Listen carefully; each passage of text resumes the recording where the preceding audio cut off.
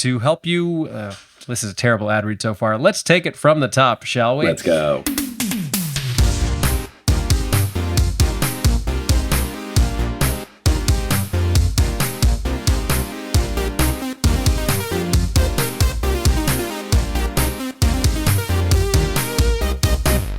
Sup nerds, it's basketball. Welcome to Horse, a basketball podcast about everything except for the wins and losses. My name is Mike Schubert, and I'm joined by my trusted co-host. The basketball hoops in Copenhagen being shorter than 10 feet, to me, wondering if I should have grown up in Copenhagen so that I could dunk on people all the time.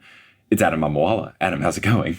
It's going well. This is a very interesting piece of information. How much shorter are we talking here? Not that much shorter, but I think they were probably at like 9-ish feet. There were a couple cool outdoor basketball parks that we saw in our travels in Copenhagen. And I realized that I could dunk on them. And that's not the normal situation when I play basketball. So maybe I should do some more hooping in Europe.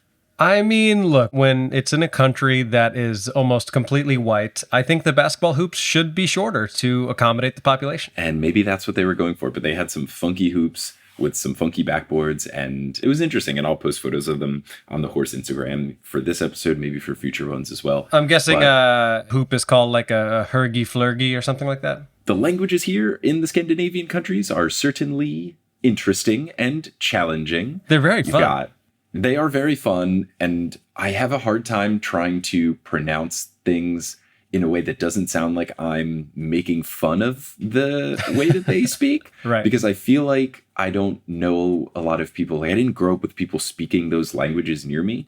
So it's hard to know what someone genuinely sounds like when they are speaking in those languages, as opposed to just growing up, we just hear really, really bad caricatures of people being like, oh, Finnish people talk like, or, you know, right, or like this Swedish chef from, yeah. Exactly. My very limited frame of reference would be someone just making fun of the entire country of Sweden, which is fun because Sweden is the only country in that little block of countries that I am not going to. And I've learned that all the other countries apparently hate Sweden. So it's very funny that I went to Denmark and Norway and Finland, but not Sweden. So maybe it's all working out. What kind of beef do other countries have against Sweden? What did they ever do? I'm not sure. I need to figure it out. I know Finland has a beef with Sweden in that lots of touring musician acts and stuff like that will go to Stockholm, but nowhere in Finland. Like, they won't go to Helsinki because they'll be like, Stockholm's close enough. And they kind of check the box of both countries by saying, the Finnish people can just go to Stockholm if they want.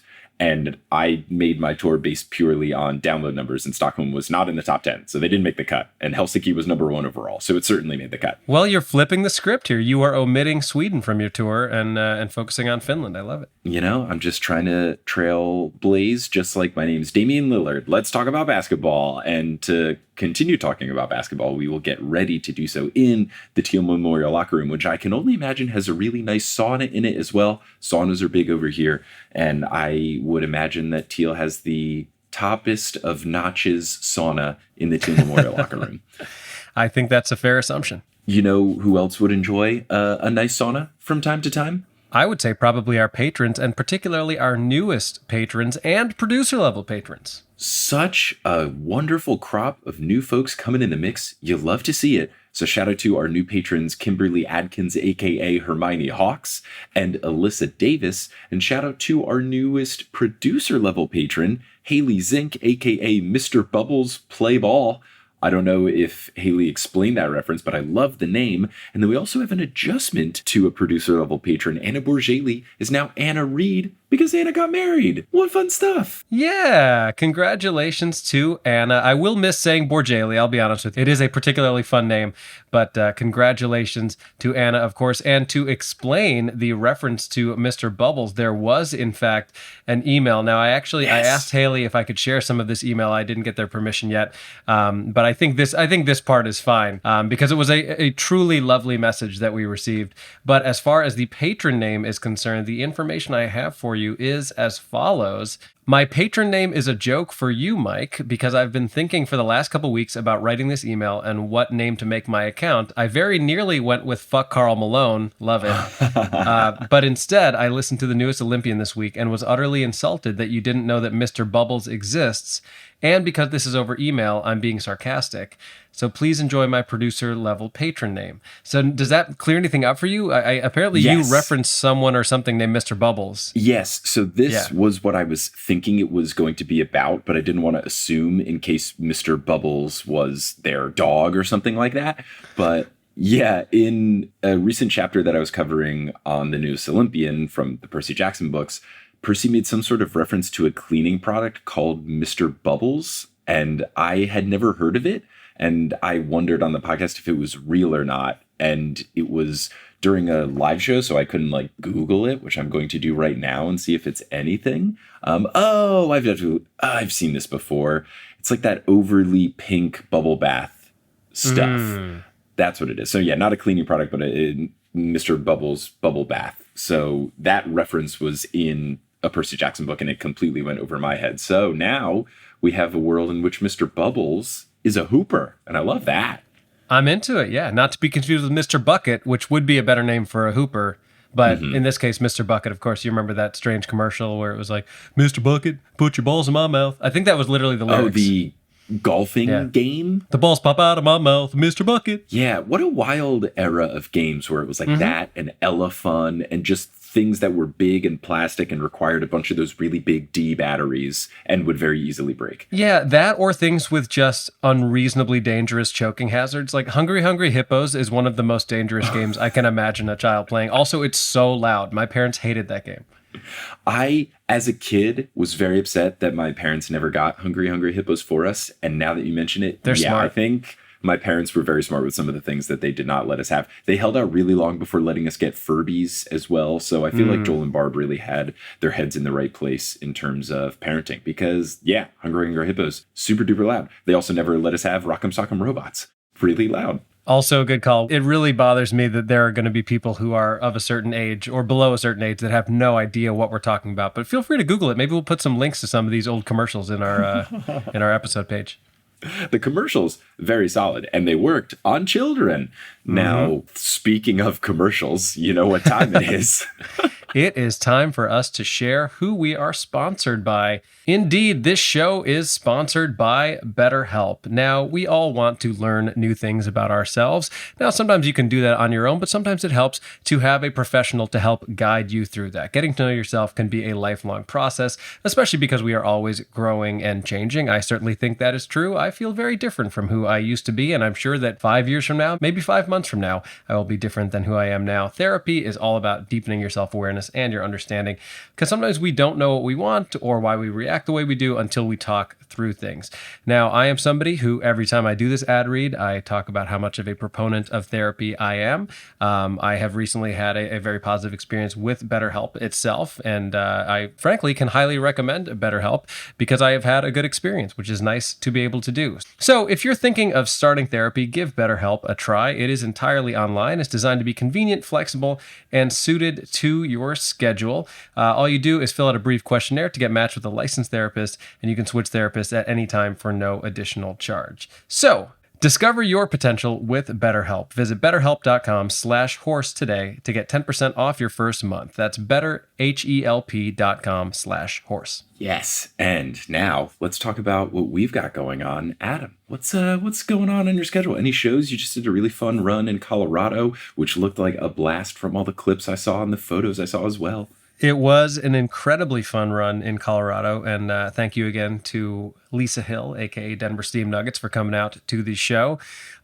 Yes, the upcoming stuff I have a few things by the time you're listening to this in like upstate-ish New York. So this coming Friday and Saturday, being the 31st of March and April 1st, I will be in a place called Glens Falls, which is near Saratoga on Friday at the Park Theater, which is in Glens Falls. And then on Saturday, I will be headlining 2 shows at the Boho, which is a comedy club in Binghamton, New York. Then I will be in Las Vegas in April. At the moment, I only have one show scheduled there right now, but tentatively, I'm supposed to be at Brad Garrett's Comedy Club at the MGM in Las Vegas on Friday, April 14th. And then I just locked in some more Colorado dates, actually. So I'll be back there in May at a Boulder comedy club called Comic Sense, Cents. But all the links to this stuff you can find easily on my website or any of my social media. And I have some merch. Did you see the merch? Yes, the merch is fantastic. I love Thank it. you. I'll have to get some of it when I return and I see you and I can buy it from you. I think I could hook that up for the friends and family discount of free for you. I actually, our pal Lisa was kind enough to try to buy some. And I was like, you know what? For this, I charge you being a producer level patron. Here you go. So kind. Exactly. But yes, I have two new pieces of merchandise. I have koozies and I also have stickers, both of which I am very proud of. The koozies allude to a joke I have about the fact that I am not a weed guy, have never been, cannot handle it. It's bad for me. And it says, too anxious for weed, too sad to be sober, with a photo of my face as the O in sober.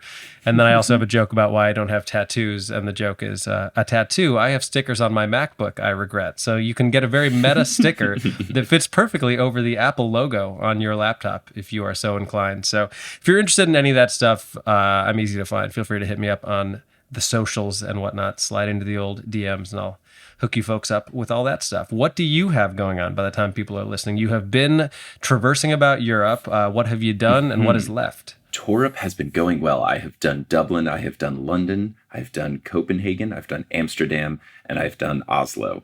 And by the time people are listening to this, Helsinki will be about to happen. So March 29th and 30th, we'll be doing Potterless and then the Noose Olympian in Helsinki. Potterless is sold out. There's still some tickets for the Noose Olympian. And then after that, heading over to Germany. And then we are doing shows on April 2nd. We're doing 2 shows in one day in Berlin. The late show is sold out. The early show still has tickets. And then on April 4th, we're doing 2 shows one day in Munich. And the late show is sold out. And the early show has like 4 tickets left. So I would hurry on over to schub.es/tour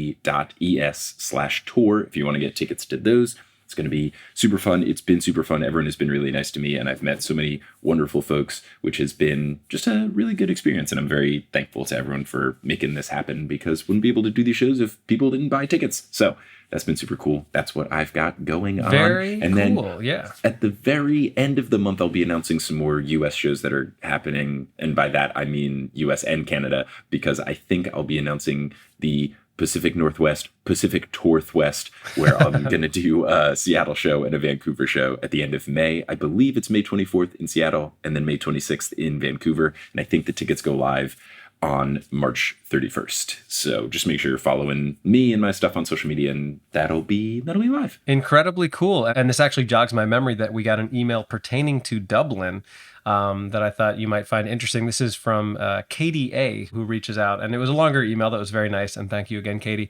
But Katie mentions that they're pursuing a master's degree in Dublin, and then they say, on one of your early episodes this year, one of your patrons said they'd be coming over here to study in the summer. I wanted to reach out and say if they have any questions or need help navigating Dublin, I'd be happy to help. So, Katie, thank you for the offer. You were referring to our beloved former producer level patron, Joe, aka long-suffering Timberwolves fan, who apparently is going to Dublin to study. So I think I'm going to try to connect the two of you. And then if you Mike, have any recommendations of things to do in Dublin, apparently there's a desire for it. I'm happy. I would say there is a very good coffee shop run by someone that is a longtime supporter of my shows and has become a friend. Vero Bartova is I don't know if barista, she works there and does a whole bunch for them. Her title might be different, but it's called Vice Coffee, and it was very good. Kelly got a really good coffee, and I got a really good hot chocolate, and they do really good like Irish coffees where they'll spike the drinks, and they put a lot of craft into, like, the drinks are good on their own, but then you can also do spiked versions, and they're apparently also really good. We didn't have any just because we didn't have evenings where we could get drunk, because it was like fly in, show, leave. Right. But that was really good. And then obviously Guinness is fantastic over there, and the Guinness factory was cool. And just walking around, we did a Sandyman walking tour, which was super cool. One of those pay what you want tours, and the guy was really funny. We learned a lot about the city, so that was a fun time. Dublin was great. I'd never been, and I enjoyed it. Hell yeah. Now, speaking of emails, I believe we have an NBQ&A, don't we? We sure do. Would you like to read it? Sure. So this NBQ&A is from our beloved producer-level patron, Chase Underrulo.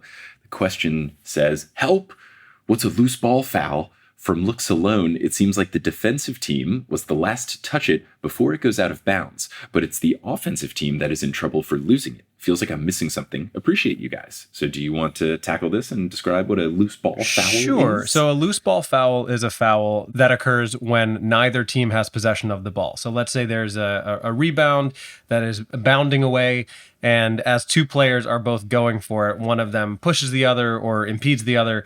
That is when you'll get a loose ball foul, because it is not an on the ball foul because neither person has possession of it. But it's like in the ensuing tussle to get control of the ball, a foul happens. And I think that's basically the gist of it. But yeah, it's very much a situation of basically the basketball version of, that was kind of a dick move. Yeah. It's, as you said, no one's got possession. People are going for the ball to try and regain possession. And if someone does something that's generally unsportsmanlike, not so bad that it's a flagrant foul, but yeah, anything that involves pushing, tripping, shoving, anything that's not just simply running for the ball and being a good enough person to not like knock someone out of the way, that can be a loose ball foul if the referee deems that it was egregious, unnecessary, anything like that. Right. But great question. And it's totally reasonable because there are a lot of different kinds of fouls. And now more than ever, because we're adding clear path fouls and take fouls and all these things that didn't even exist 5 years ago. Right. And this one's tricky because it feels like it's a neutral sort of area. Mm-hmm. It's not necessarily like this person was dribbling and you knocked them over and that was your fault. Defensive foul. You know, it's a more of a gray area type foul. So super valid question to ask and a fun one to answer. NBQ&A is complete. So now we can get into full court press. Get it like the news? I do. Let's talk news. Yeah. So big piece of news that I wanted to talk about that I just thought was really fun. Paul George did a 360 dunk in a 1-point game when there were defenders around him. And that's just ridiculous. Yeah, I mean, the fact that it was an in-game dunk during a 1-point game, already incredible, but also he is not young. Like that was a very much a turn back the clock moment for Paul George because he's a veteran at this point. And frankly, I didn't know he could get up like that anymore. Yeah, it was impressive to see. It was just so surprising. No one does 360 dunks when there are defenders around. People rarely do flashy dunks like that in 1-point games. And for him to do it and get set up by a really nice pass, and it was a weird situation where he did fake out the defender by it. So it weirdly felt like a strategic 360 dunk. And we will put a link to it, but it was impressive, and the audacity to even attempt it and knock it off and look super cool while he did it. It was a smooth, clean 360. The audacity and the sagacity. Am I even saying that word right? Yes, I think so. Clyde Frazier did recently bust that out in a broadcast, and I had to Google it. And Sagacity said, being sagacious. And I thought, okay, Google, that's not very helpful. But yeah, I totally agree. It was one of those like necessity is the mother of invention sort of moments where like he did that move in part because he needed to. Like it's what got him around the defender, and that to me is even cooler because it's one thing when it's just like a superfluous cool moment, but when it actually was necessary and he kind of needed to pull off a 360 to finish the play, yeah, very cool. It was cool. And for anyone on the edge of their seat hoping I would explain what sagacious means, I'm happy to let you know that it means showing keen judgment, basically just being wise or shrewd. Clyde Frazier used it to, Clyde Frazier used it to show Quentin Grimes' passing abilities as he hit RJ Barrett for a nice layup in a recent Knicks game that they won. And I was able to watch because with time zone stuff here, it's been difficult. But when I come home from live shows, I'm usually wired. So I watched part of the Knicks game. I love it. Well, this is a good transition to check in on the state of the Knicks, state of the Bulls. How you feeling? I assume you're feeling pretty good. I'm feeling good. I know we don't talk a whole lot about wins and losses here, but I'm just happy to say that the Knicks are doing very well. We are the 5th seed. We are looking like we're going to be at least a team you got to think about in the playoffs. To call us a contender, I think, is an oversell. But I think you got to at least worry about us. Yeah. We're a threat to pull off some upsets. I don't think that we are necessarily a top tier team in the East like the Bucks and the Sixers and the Celtics, but we're definitely in that next group down, and we'll be fighting with the Cavs to see if we can overtake them for the number 4 spot. But it's looking like the 4 and 5 matchup in the first round of the playoffs will be between those two teams, which will be really fun, and I'm looking forward to it. The Bulls looking more secure in their position in terms of the standings, but unfortunately, sad news with Lonzo, which was already a sad story. So a little bittersweet situation. Yeah. The news there, and we tweeted about it, but Lonzo Ball is apparently in need of another surgery. At this point, his career seems in question. He just cannot get his knee figured out. And beyond how it impacts the Bulls, it's just really sad for him because he was a very promising player, and it's really bizarre how this is all played out. But yeah, I mean, the big thing for the Knicks is that just to stay out of the play-in is always huge now that exists. So as long as you're one of the top 6 seeds, you feel pretty good about that. But yeah, I mean, the Knicks have been solid. I think it's safe to say that I will be not only planning but paying for our mandate at some point because the head-to-head matchup went in the Knicks' favor 2-1, and I'm pretty confident that the Knicks will have a better record at the end of the year. But yeah, the Bulls, I'm sure I'll jinx them, but they're on a 3-game winning streak. I believe 2 of the last 3 games have been double overtime victories, which has been pretty wild. Intense. One of which was over the Sixers on the road, so that was a nice victory. Right now they're in the 10 seed in the East, so they would be in the play-in, but they're also not that far out of moving up that list. So all things considered, given the year that we've had, it would be nice to see them at least get into the play-in and maybe into the playoffs. But yeah, Knicks are looking good.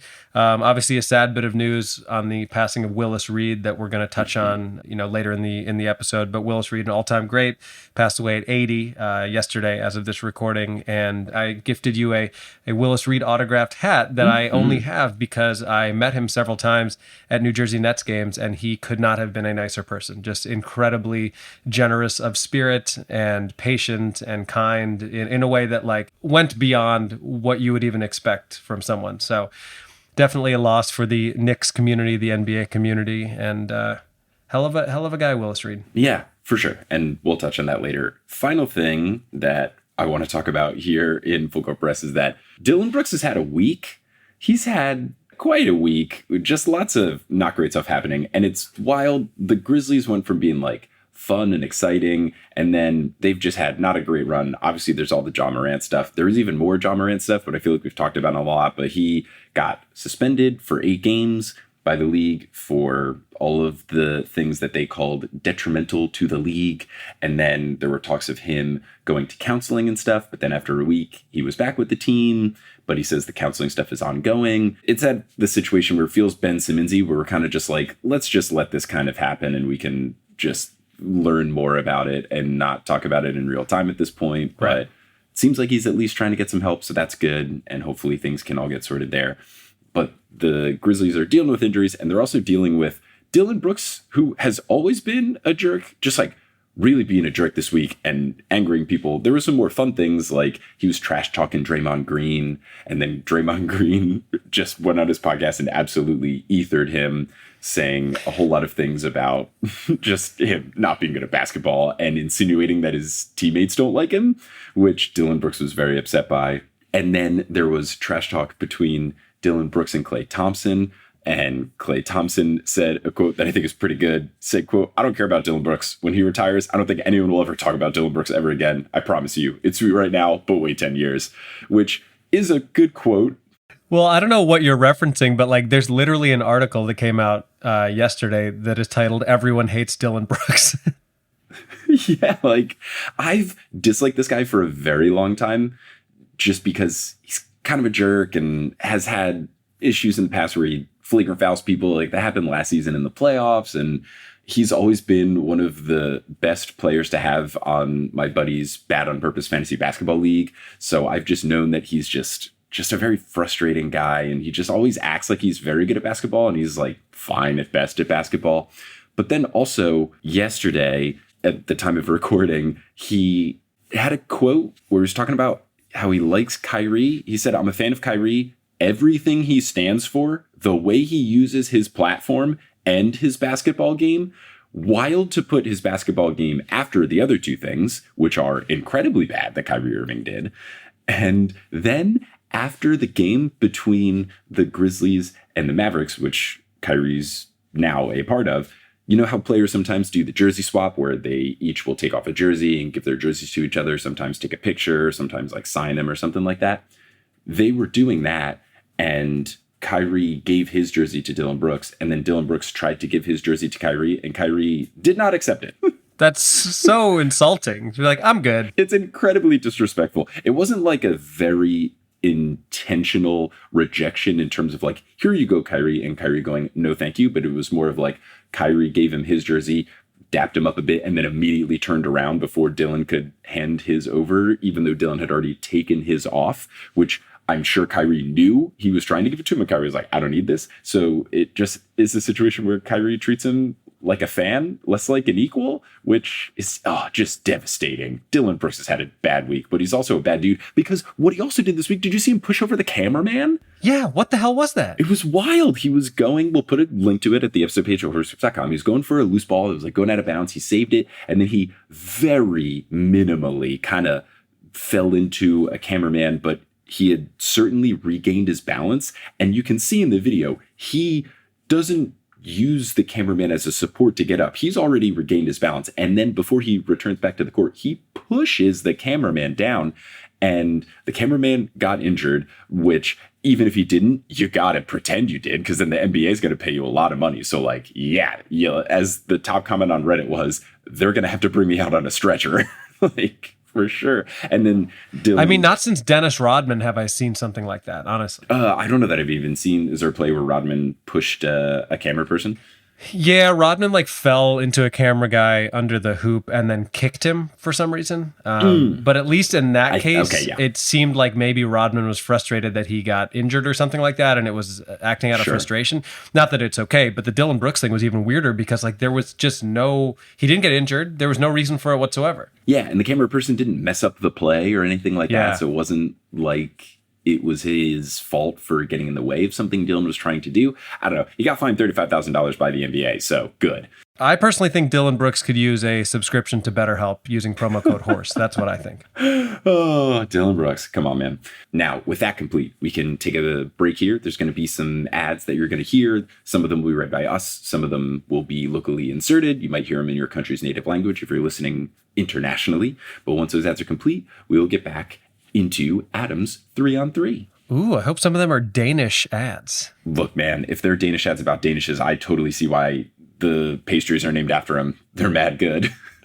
Yeah, I wasn't even thinking about the pastries, but now that's all I'm thinking about. All right, let's get to it. 1, 2, 3. 3, 2, 1.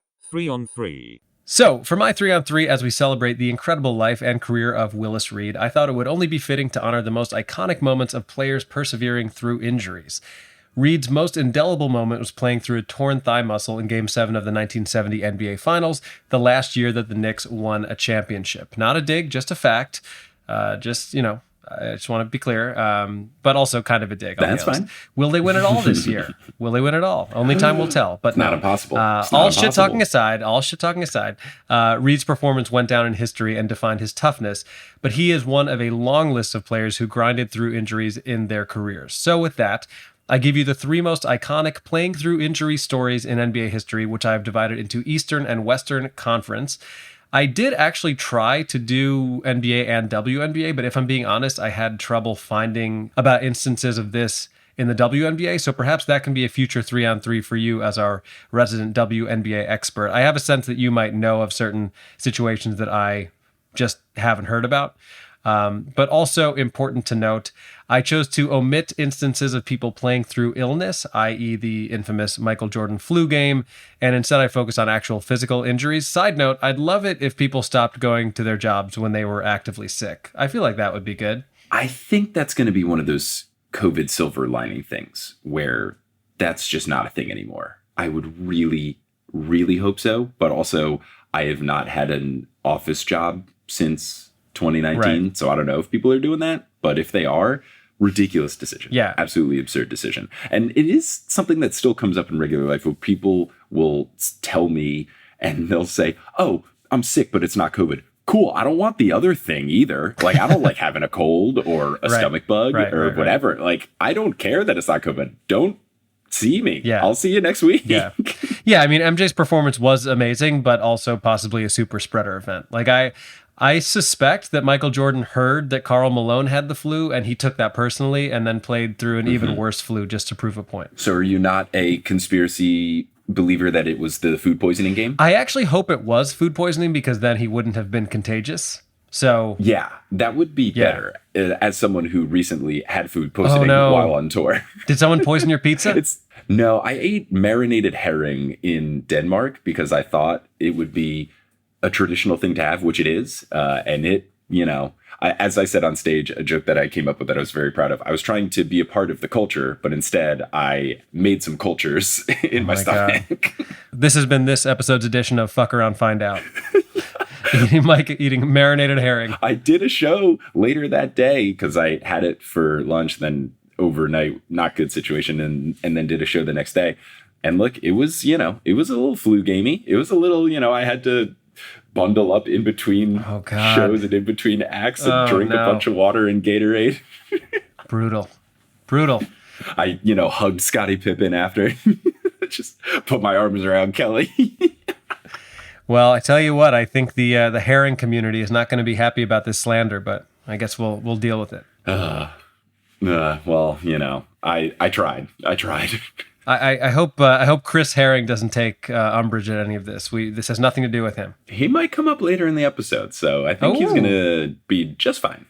Very good, very good. All right. The final thing I'll say before I get into my list is that the focus of this 3-on-3 will be people battling through injuries, not recovering from them and returning to the game later in their careers, like Sean Livingston, Derrick Rose, etc. Sure. But anyway, let's get to it, and I'm going to start with the Western Conference. All right. At number 3 on our list, we have Kobe Bryant, who in a 2013 regular season matchup against the Golden State Warriors tore his Achilles tendon and then calmly walked to the free throw line to sink 2 foul shots before leaving the game. With about 3 minutes left in regulation, Kobe drove to the rim and crumpled onto the floor with a non-contact injury. Side note, a foul was called anyway because it's Kobe. Kobe would say after the game, quote, "I made a move that I've made a million times and it just popped," end quote.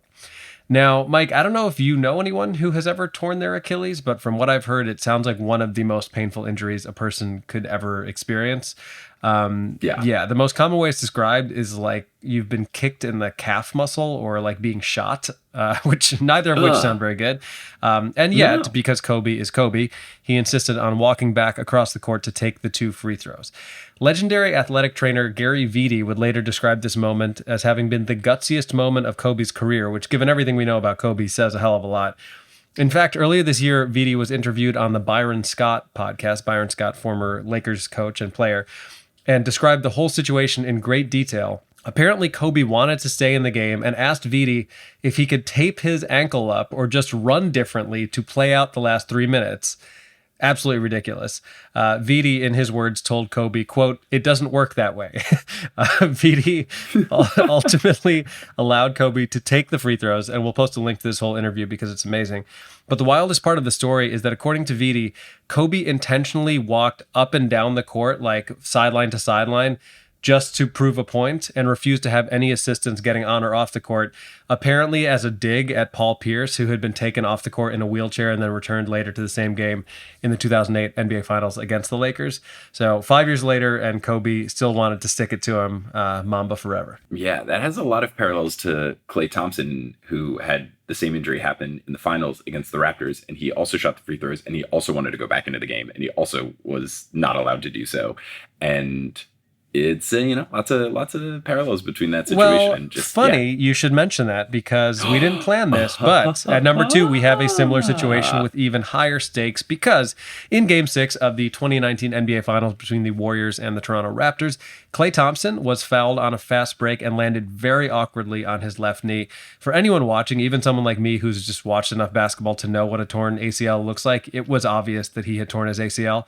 But given the circumstances, Klay did not want to leave the game. So he crumples into a heap. He's tended to by the Warriors staff, and he gets more or less carried off the floor into the locker room. But then, just a few moments later, Klay reemerges and walks back onto the court as the crowd absolutely erupts.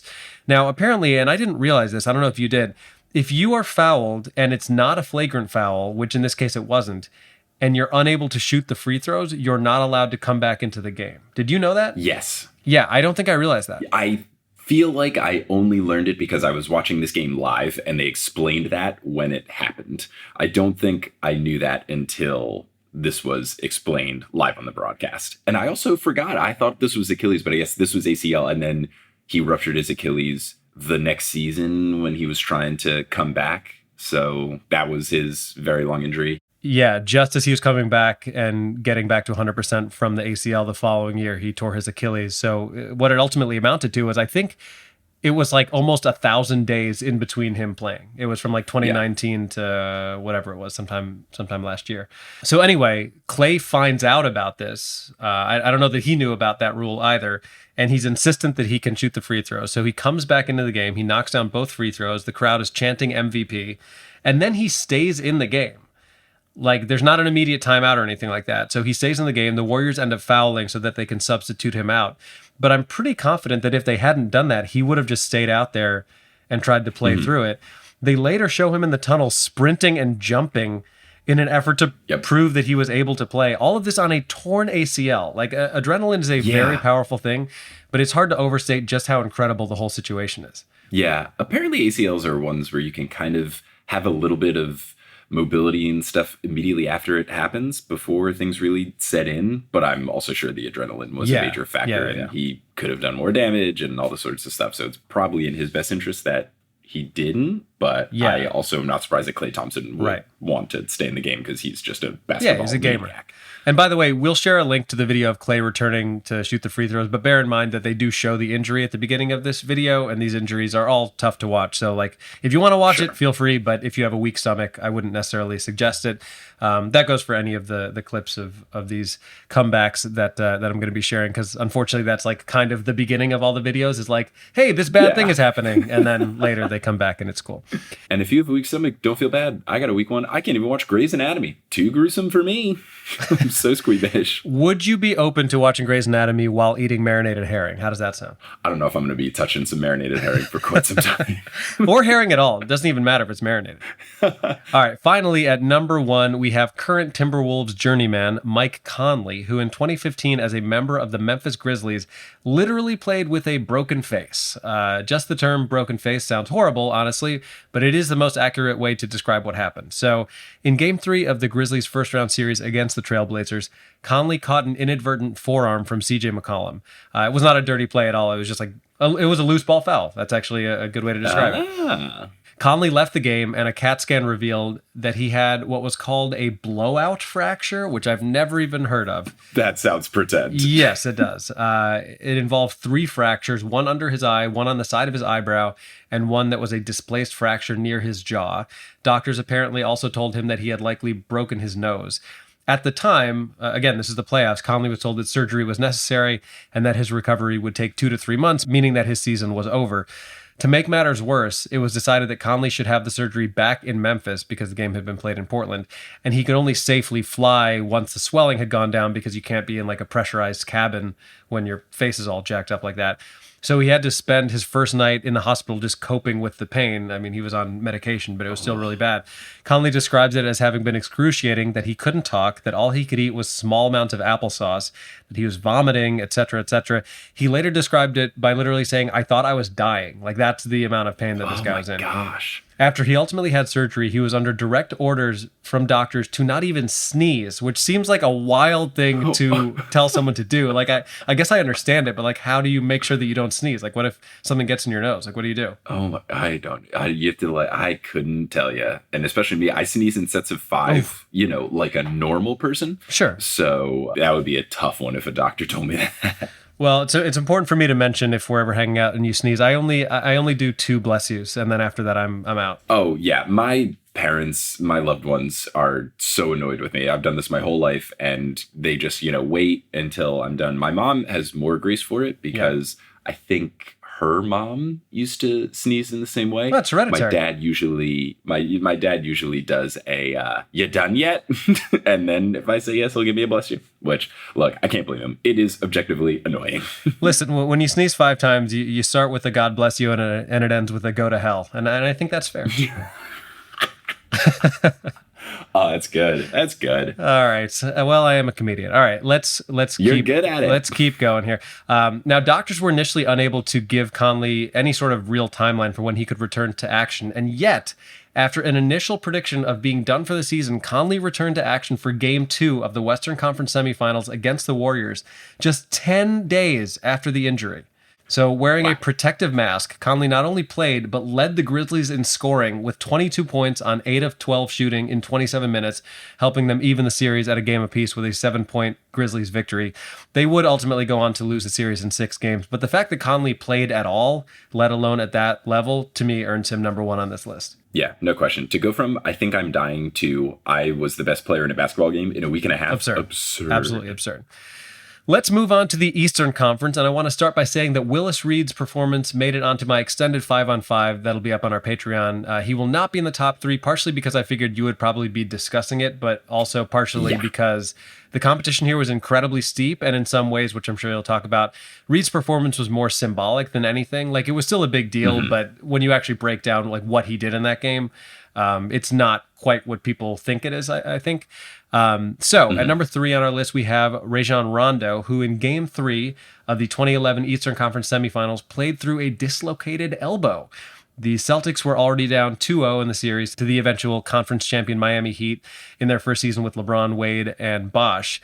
And Boston desperately needed a victory to stay out of a 3-0 hole. In the third quarter, Rondo and Wade got tangled up and another loose ball foul situation. Rondo braced his fall with his left arm, dislocating his elbow.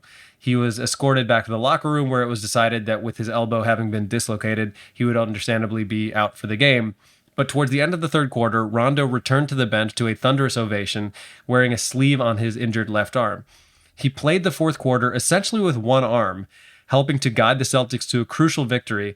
Celtics coach Doc Rivers, who now coaches the 76ers, would later describe the whole situation as follows. Quote, "The first report was dislocated, out, basically for good. And literally 30 seconds later, I was in the huddle and I saw Rondo walk by me. And it looked like he was going to play, so I had to grab Eddie," he's referring to their trainer, Eddie Lacerte. "And Eddie, the last he had heard of it, was out too. Give Dr. McKeon credit, he told Rondo to go out there and see what he could do. If you can play, play, and that's what he did." End quote. Amazing stuff. Like, if you watch the highlights, and we'll post a clip to it, he's literally playing with one arm. Like, every time he even touches the ball with his left arm, he's like kind of cradling it in, almost like it's in a sling, even though it's not. And he's just running an offense against the Miami Heat with one arm. Amazing. Ridiculous. Yeah. Ridiculous. At number 2, we have another Celtic great, Kevin McHale, who played the entire 1987 NBA Finals against the Lakers with a broken foot. Earlier in the season, McHale had suffered a stress fracture in his right foot in a regular season game, but knowing what was at stake, wanted to wait until after the season to address it. I'm not saying that was a good approach whatsoever, but McHale played in all 6 games. It's a terrible approach because Kevin McHale cannot walk properly and has talked about how it's still painful and everything. There was a Reddit thread recently where people were talking about injuries and playing through and stuff like that. And someone at some point had brought up, Kevin McHale played through a broken foot. And then multiple people were linking articles where Kevin McHale talks about how it's like set him back for the rest of his life. Yeah. As much as it seems like I'm celebrating these things, which I guess I am to some extent, like there is a point where it's like, this is just not smart, regardless of what's at stake. No. Like this is just a wild thing to do. But in any case, McHale played in all 6 games of the NBA Finals, averaging 20.5 points, 9 rebounds, 2 assists, and 1 block per game.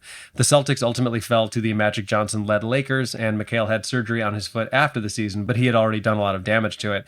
He would play 6 more seasons before retiring in 1993 and is still considered one of the toughest players the NBA has ever seen. I think what amazes me the most about this situation is the fact that it was a chronic, lingering injury and he just gutted it out. Like, it's one thing to get injured in a game, keep playing while your adrenaline is at its peak, and then come down from it afterwards. But the idea of waking up every morning in pain and continuing to play at that level is truly bonkers to me. And according to an article I read in researching for this, McHale reportedly was in so much pain that he had to use a patio chair from his hotel as a walker just to get around when he wasn't on the court. Yet he played 40 minutes a night. And honestly, like I said, while it is in some ways impressive, this is the kind of stuff where you hear about it and you're like, is this worth it? Like, I don't have an answer for that, but I sure as hell couldn't do it. No, I look, I get it. The finals are the finals and all that, but still, you've got your whole life ahead of you. Come on. Yeah. Yeah. Yes, indeed. Finally, at number 1, and I want to preemptively apologize to you and everyone for this selection, but I did go with Isaiah Thomas. Now, to be very clear, these rankings have absolutely nothing to do with how I feel about any of these players as human beings, because if that were the case, Isaiah Thomas wouldn't be anywhere near any lists whatsoever. But Isaiah Thomas, the player, was absolutely phenomenal, never more so than in Game 6 of the 1988 NBA Finals, when, with just over 4 minutes remaining in the third quarter, Thomas severely injures his ankle. When he initially tries to get up, he's in so much pain that he collapses back onto the ground and needs to be helped off the court. And yet, less than 1 minute of game time later, Thomas returns to the floor, wincing and limping badly. Like, he's significantly favoring his left ankle to the point where he seems unable to land on his right ankle or put any weight on it at all. In spite of that, he ends up scoring the final 14 points of the third quarter to finish the period with 25 points. At one point, he scores 25 straight points, like nobody else scores. He scores 25 straight points. Bear in mind, all of this is happening with the Pistons up 3-2 in the series with a chance to win the championship that night. Ultimately, they come up just short. They lose by 1 point. They lose Game 7 a few days later. But Thomas finished the game with 43 points, 3 rebounds, 8 assists, and 6 steals. He also apparently had a dislocated finger during the game, which was secondary to his ankle being almost broken. All that to say, the dude is not someone to be celebrated as a human being, but this performance is considered one of the gutsiest of all time, and in my opinion, deserves its place atop my list. And those are my that's my 3-on-3. We've got some fun ones in the extended 5-on-5 that'll be up on the Patreon. But if you've ever seen that footage, and we'll definitely post a link to it, it is truly remarkable because he's also a very tiny man. Yeah, it's an impressive guts it out performance. So now we can get to my That Actually Happened, which we've teased a little bit, but it's about Willis Reed, and a lot of it is going to focus on his iconic finals performance, where he, like some of these players, just truly overcame tough injury to make it all happen. But Willis Reed was a legend in many different regards, as Adam said earlier in the episode. An incredibly nice dude. He was an incredible player. He had a career afterwards where he was in NBA front offices and he was a coach and all these other sorts of things. Very much a beloved person and very much a beloved player and a Knicks legend. He was the captain of the Knicks, and that just became just a synonymous nickname. It was just the captain. That was Willis Reed. And it's just one of the players that I've always appreciated and is always, up there as easily top 5 Knick of all time. And when Adam gave me that signed Willis Reed hat, I was very, very happy because Willis Reed is an absolute legend. So let's pay homage to Willis Reed right off the bat. Let's just go through his stats. Wildly, he only played for 10 years. Yet. But despite only playing for 10 years, because injuries shortened his career, he was a 7-time All-Star, 5-time All-NBA player. He was the Rookie of the Year. He was a 2-time NBA champion. He was a 2-time Finals MVP, a 1-time regular season MVP, a 1-time All-Star Game MVP, made the All-Defensive Team 1 time. He was in the NBA Top 50 and then obviously in the NBA Top 75. And above all else, the greatest achievement you can get if you're a basketball player, he was mentioned in Curtis Blow's Basketball. Amazing. The line, which I'm sure everyone wants to know if you don't already know it, is Willis Reed stood so tall, playing D with desire, it's basketball. And then it cuts to the chorus. Oh, just a great part of the song. So, a little backstory on Willis Reed. He grew up in Bernice, Louisiana, and his parents worked very hard to make sure that he could get an education. He got an education in the segregated South, so not necessarily the easiest circumstances in order to get an education in Louisiana. He obviously was a very tall person. Even at a young age, he was 6'10" by the time he was in the league. He showed promise in basketball. He played in high school, and then he ended up attending Grambling State University, which is an HBCU, a historically black college. He played for the Grambling State Tigers men's basketball team, scoring 2,280 career points, which, if you average it out, he averaged 26.6 points per game and 21.3 rebounds per game just during his senior year. I believe that's pretty good. Just truly ridiculous numbers. Yes, those are big numbers because he is good at basketball. Now, he had a great career with the Knicks. Obviously, right from the jump, he won Rookie of the Year, so very early established himself as an incredible player, just one of those at least 20 points and 10 rebounds a game kind of guys. And the greatest moment, though, in his career is this Game 7, the Willis Reed game, which we have talked about in the past, because though we all call it the Willis Reed game, Clyde Frazier calls it bullshit, because Clyde Frazier had an incredible game. But this was just an iconic moment, and it cemented Willis Reed as a legend, not only in Knicks history, but basketball history. It's just a ridiculous story. So thankfully, I've been able to read more about this game. A lot of it comes from Chris Herring, who we talked about earlier in the episode as well. He did a nice little write-up about Willis and this game. He posted it when the sad news about Willis Reed came out. And it's a really good read. It's not a very long read, so I would say check it out. But that's where I got a good chunk of this information from. Now, we are going to go back to 1970. This is the NBA Finals between the New York Knicks and the Los Angeles Lakers. The Knicks have not won an NBA championship yet, and the Lakers are an incredible, formidable force. Wilt Chamberlain, who puts up video game numbers every night, is in full in more ways than one Chamberlaininess. He is just the dominant player on the Lakers, and it's the 1970 finals. It's Game 5, and towards the end of the game, Willis Reed suffers this injury where he tears his thigh. Specifically, it's an injury that I am not even sure what it means, but it doesn't sound good. He has a torn right tensor muscle. I don't know what that means, but the colloquial way is tear your thigh, which just, it sounds bad. Like, not even saying like, I pulled a hamstring or whatever. Just like, your thigh is torn? So he's dealing with that. He doesn't play the rest of Game 5. The Knicks end up eking out a victory in Game 5. He cannot play Game 6. The Knicks lose, so it goes to the pivotal Game 7 with the series tied 3-3. Winner take all, and it's in MSG in New York City. The Knicks hoping to win their first ever NBA championship. Now, as they are getting ready to play the game, no one knows if Willis can play this game. Willis does not know if he can play. The trainers aren't sure if he can play. The players don't know if he can play. The coach doesn't know if he can play. Absolutely no one knows what's up. They're obviously going to try to get him to play Game 7 because Wilt Chamberlain had a field day with the Willis Reed-less Knicks in Game 6. So there's certainly incentive to try to get Willis Reed out there, but no one can tell if it's going to happen. And as the game is about to begin, the broadcasters are talking about this situation, and Marv Albert is saying for the Knicks and the Lakers, it comes down to this: who will win the final game of the season? And on this one game alone, you can almost throw out all previous performance. And then he has to abruptly stop his sentence and start a new one saying, now the crowd rising, here comes Willis Reed. Because Willis Reed just comes out of the tunnel in warm-up gear, which lets the crowd know, oh, he's going to try and play. And apparently he had taken some shots in the court early on, but didn't really move around. And then he was just in the trainer's room, gone. No one could see him.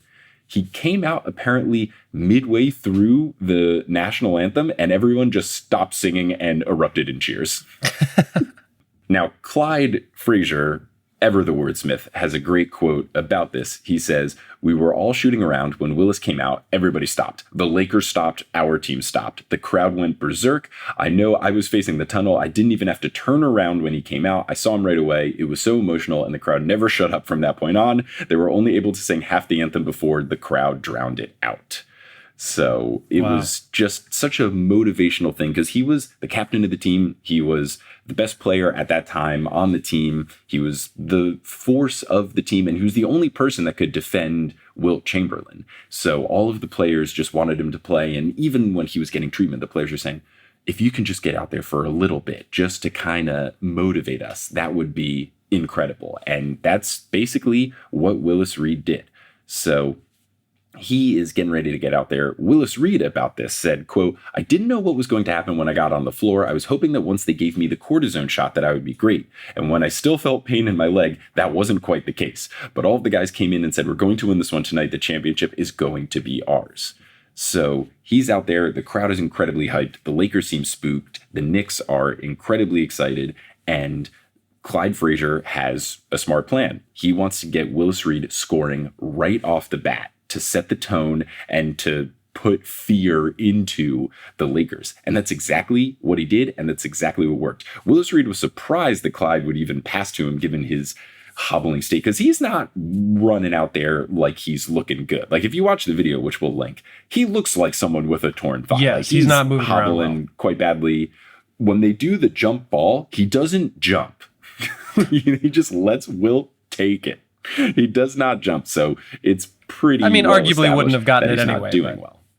Yes, exactly. So he's just kind of conserving. But then on the first 2 Knicks possessions of the game, Wilt Chamberlain is kind of sacking off Willis Reed because he thinks, clearly Willis Reed isn't going to shoot some jumpers. Clyde Frazier passes to the wide open Willis Reed. He knocks down a jumper. Next time the Knicks have the ball, same thing happens. He knocks down a jumper. So he's made the first 2 shots of the game. And right away, Wilt Chamberlain goes, all right, guess I got to start guarding Willis Reed.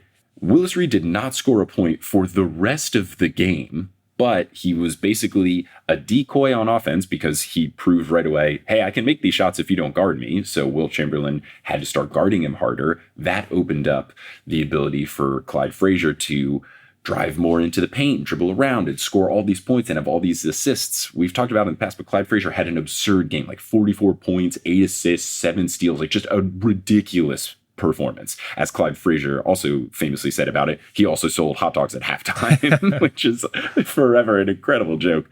But because Wilt Chamberlain... I think that's a former episode title, Hot Dogs at Halftime. I think it was. And because Wilt Chamberlain was focusing on Willis Reed, it opened all of this up. And Willis Reed was able to play defense on Wilt Chamberlain on the other end. He wasn't moving around a lot, but because he could just kind of stay still and be sturdy, he was able to defend him. And the coach, Red Holtzman, worked to kind of have a strategy where other people could guard Wilt if he was farther away, and then Willis would be closer to Wilt if he was down underneath the basket. And it was just a really smart combination of effort, and just the combination of just the energy that Willis put into the crowd, and then the motivation that he gave to his teammates, and then still some of the basketball ability that he was able to do in the game. All of these combining factors, along with Clyde Frazier playing the game of his life, it willed the Knicks to victory. They won the game. They win the championship. This is their first championship that they've ever had. It was absolutely just a ridiculous performance.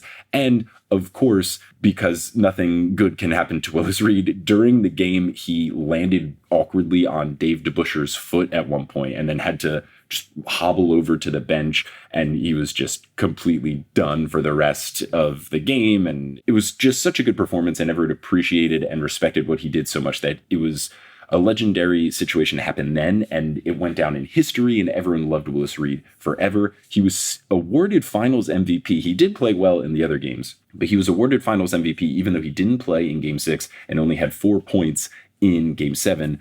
And Clyde Frazier was interviewed about this, and he said that he was kind of ticked off by it at first because he had just a ridiculous game in the pivotal Game 7, and he was mad at the time because he was 25 and he wanted to establish himself as one of the best young players in the league, and he really wanted to be the Finals MVP. It's this really coveted award to get.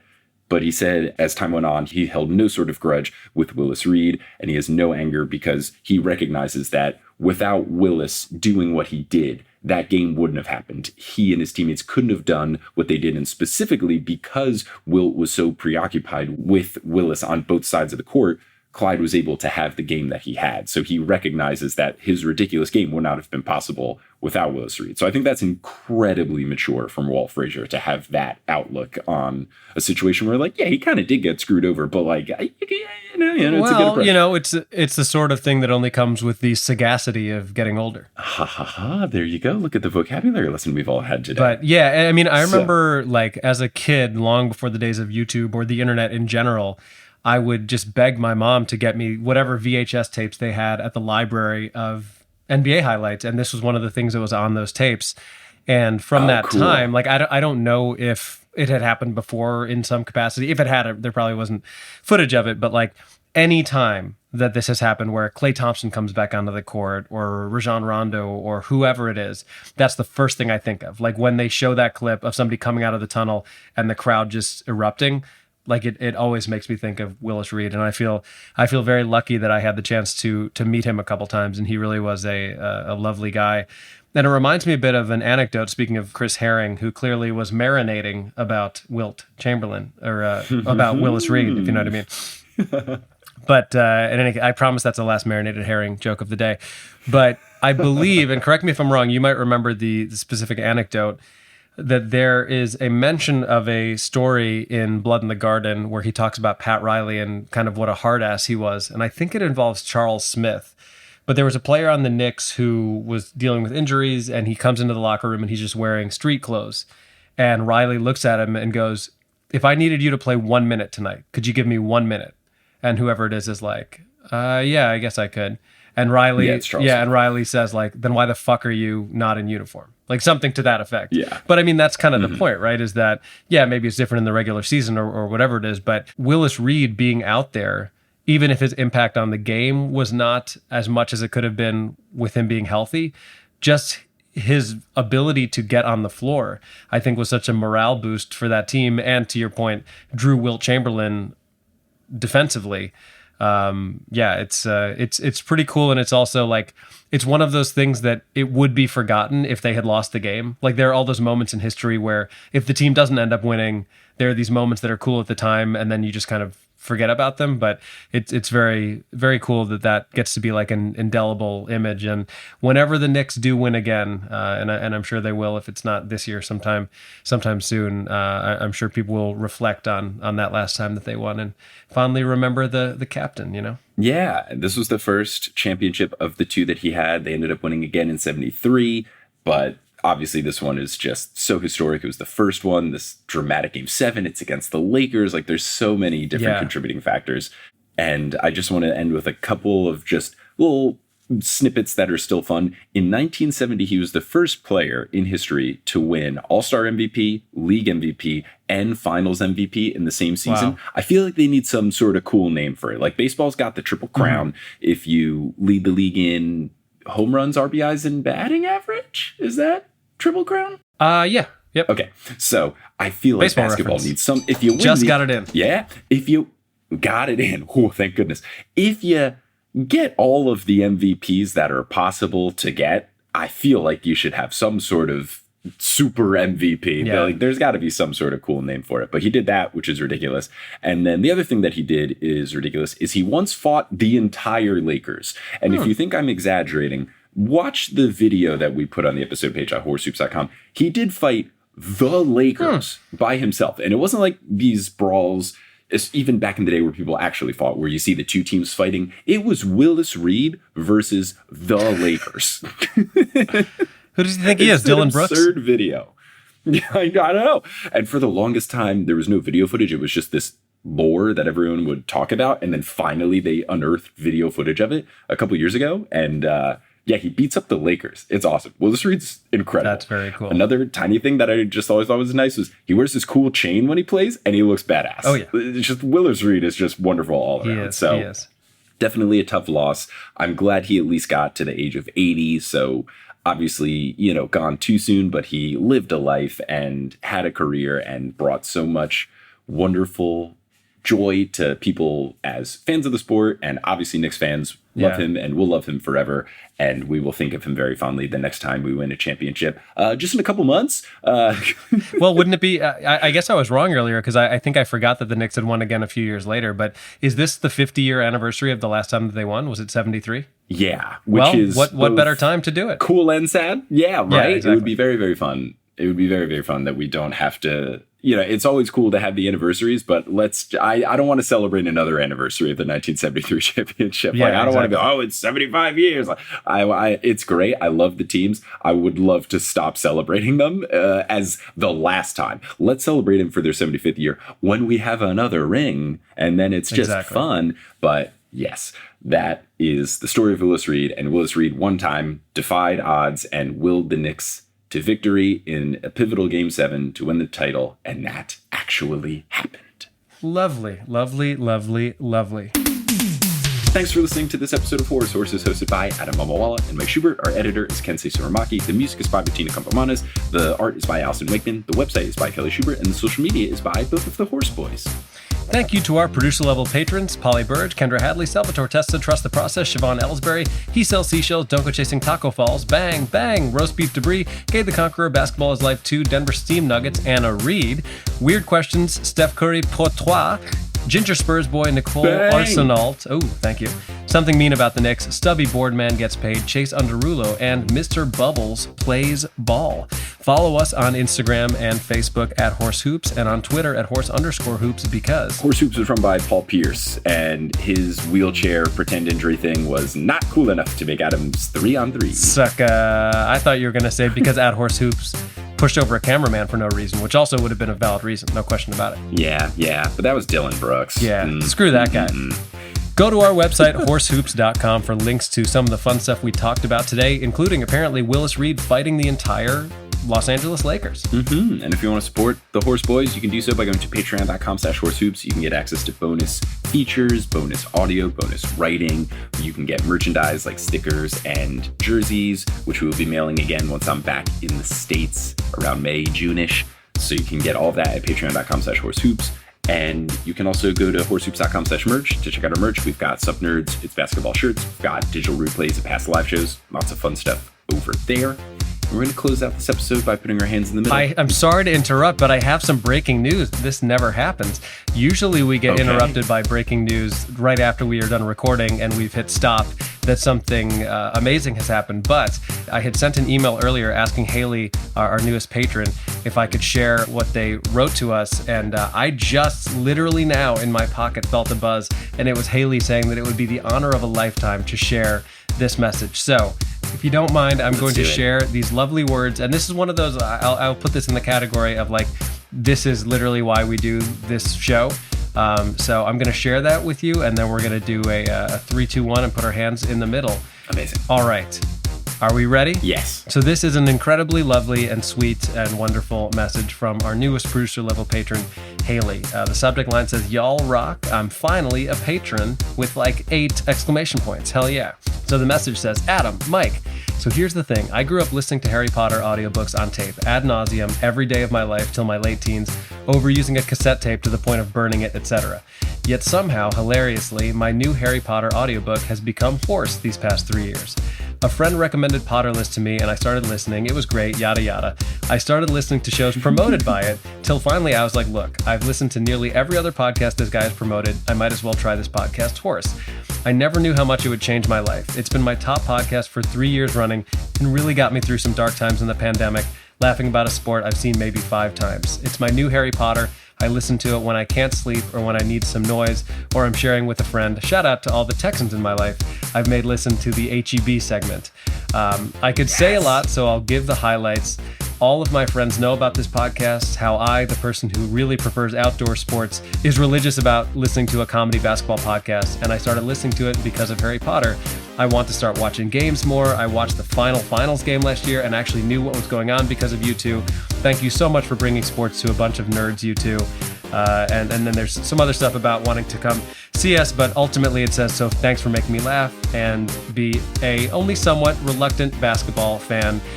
There's more, but I'll cut it off there. But that was like, it's one of those things that makes us feel really good. And I'm sure you get messages like that all the time from your listeners and patrons, but I wanted to share that now that I do have Haley's permission and say thank you for thanking us, and it's our pleasure. That is awesome and wonderful, and you're right. It's exactly why we do it. So that is very cool, and it makes me very happy. What a phenomenal way to end the episode. Should we just say thanks, Haley, on the count of 3? I think that's a perfect way to close this one out. I think that sounds perfect. All right, thanks, Haley, on 3. 1, 2, 3. Thanks, Haley.